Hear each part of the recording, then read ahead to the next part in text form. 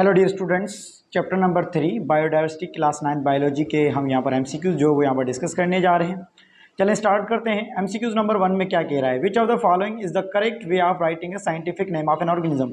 इन चार ऑप्शंस में कौन सा ऐसा करेक्ट वे है जिसके अंदर हम साइंटिफिक नेम लिखते हैं। तो देखिए ऑप्शन नंबर ए में क्या लिखा हुआ है।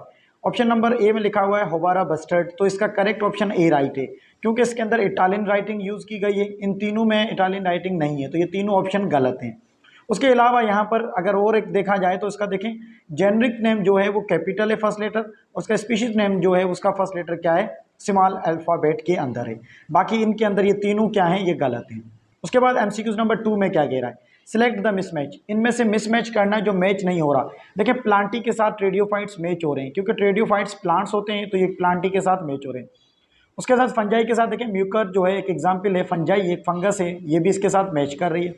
प्रोटिस्ट के साथ पैरामीशियम, तो जी हाँ पैरामीशियम एक यूनिसेल्युलर प्रोटिस्ट है, तो ये भी इसके साथ मैच कर रहा है। उसके बाद देखें एनिमिलिया, एनिमिलिया के साथ एमोबा, तो ये मैच नहीं कर रहा है, तो इसका ये मिसमैच है, तो इसका डी राइट है। मैच क्यों नहीं कर रहा, क्योंकि एमोबा एक यूनिसेल्युलर है, यूनिसेल्युलर प्रोटिस्ट है, तो एनीमिलिया के अंदर सारे के सारे मल्टी सेल्युलर है, तो इसके साथ मैच नहीं कर रहा, तो इसका कौन सा राइट होगा, डी। उसके बाद हमारे पास एमसीक्यू नंबर 3 में कह रहा है identify the correct sequence of classifying an organism. ये हमने पढ़ा था टेक्सोनोमिक हायरार्की के अंदर। अब इसके अंदर कौन सी सीक्वेंस जो होगी वो करेक्ट होगी, तो इसका राइट होगा बी, क्योंकि किंगडम है, किंगडम के बाद फाइलम आता है, फाइलम के बाद क्लास है, क्लास के बाद ऑर्डर है, ऑर्डर के बाद फैमिली, फिर जीनस, फिर स्पीशीज, तो ये इसका राइट होगा बी।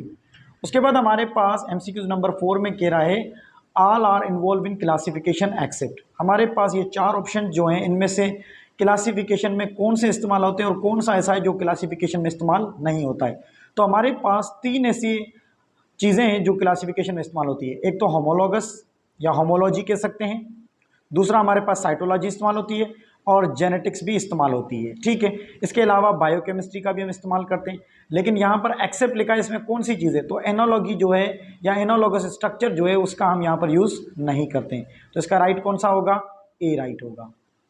उसके बाद हमारे पास एमसीक्यूज नंबर 5 में क्या कह रहा है, देखिए एमसीक्यूज नंबर 5 में कह रहा है in taxonomic hierarchy choose the term which encompasses all other in the list. इनमें से कौन से ऐसे टर्म हैं जो एक टर्म आप इसको यूज़ करें और सारे के सारे टर्म उसके अंदर आ जाएं। तो देखें यहाँ पर इसका जो राइट है उसका डी राइट है। देखें डी राइट क्यों है, डी के अंदर आ रहा है 4, देखें 4 के अंदर है क्लास।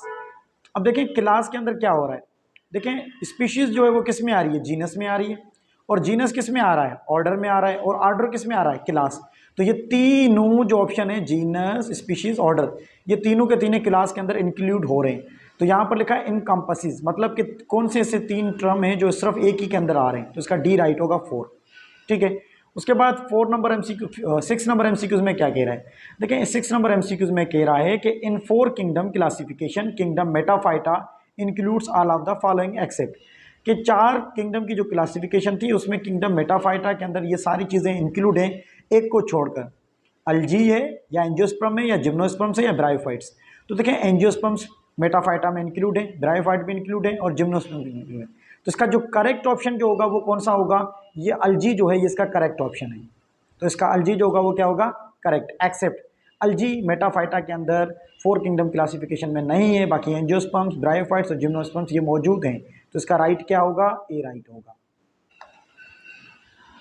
अच्छा, उसके बाद हमारे पास इन 5 kingdom system virus placed in 5 kingdom classification में जो सिस्टम है उसमें वायरस को किस में इंक्लूड किया गया है, तो वायरस हमें पता है कि एक नॉन सेल्यूलर है। वायरस हमें पता है क्या है, एक नॉन सेल्यूलर है, तो वायरस को किसी में भी इंक्लूड नहीं किया गया है, ना मोनिरा के अंदर, ना प्रोटिस्ट के अंदर, ना प्लांटी के अंदर, तो इसका राइट कौन सा होगा, डी, नन ऑफ दिस। उसके बाद है क्वेश्चन नंबर 8 में क्या कह रहा है, biological name of cat. Cat का बायोलॉजिकल नेम क्या है, फेलस केटस है, तो केट का बायोलॉजिकल नेम है फेलस केटस, ठीक है। उसके बाद ये किसका है, अजाटर्का इंडिका जो है ये किसका है, ये नीम ट्री का है, ये किसका है, ये नीम ट्री का है, प्लांट का नीम।